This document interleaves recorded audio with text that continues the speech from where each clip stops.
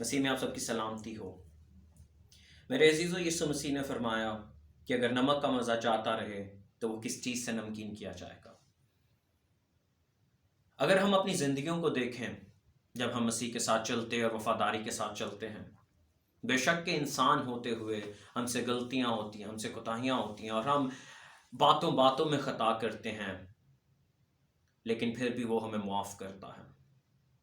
لیکن جب ہم اس کے کلام کو جانتے ہوئے، سمجھتے ہوئے، اور باوجود اس کے کہ اس کے گھر میں باقاعدگی سے جاتے ہوئے اس کے کلام پر عمل نہیں کرتے، تو میرے عزیزو، ہم اس نمک کی طرح ہیں جس کا مزہ چاہتا رہا، جو نمکین نہیں رہا، جو بیکار ہو چکا ہے۔ اور مسیح یسوع نے کہا کہ وہ کس چیز سے نمکین کیا جائے گا سوائے اس کے کہ اسے باہر پھینکا جائے اور وہ پاؤں میں روندا جائے۔ خدا کا کلام ہماری زندگیوں میں نمک کی طرح کام کرتا ہے، اور ہم دیکھتے ہیں کہ جہاں کہیں بھی انسان غمگین ہوتا، اداس ہوتا یا گناہ میں ڈوبا ہوتا ہے، تو اس کا کلام ہی ہے جو ہمیں پھر سے نمکین کرتا ہے۔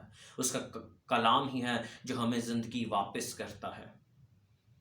یہ نمک اور یہ خدا کا کلام ہمارے لیے ایک زندگی کی طرح ہے، ابدی زندگی جسے کوئی ہم سے نہیں چھین سکتا، جو مسیح یسوع نے ہمیں دی۔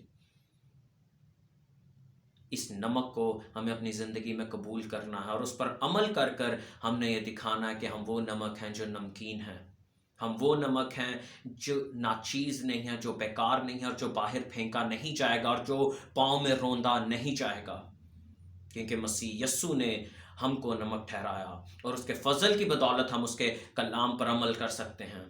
اس کے فضل کی بدولت ہم اس کی پیروی کر سکتے ہیں، اور اس کے فضل ہی کی بدولت ہم اس زندگی کو حاصل کر سکتے ہیں۔ میں امید کرتا ہوں کہ میرے اس خیال کی وجہ سے آپ سب کو بہت برکت ملی۔ خدا باپ کا فضل، اطمینان اور تسلی آپ سب کے ساتھ اب سے لے کر ہمیشہ تک ہوتی رہے۔ آمین۔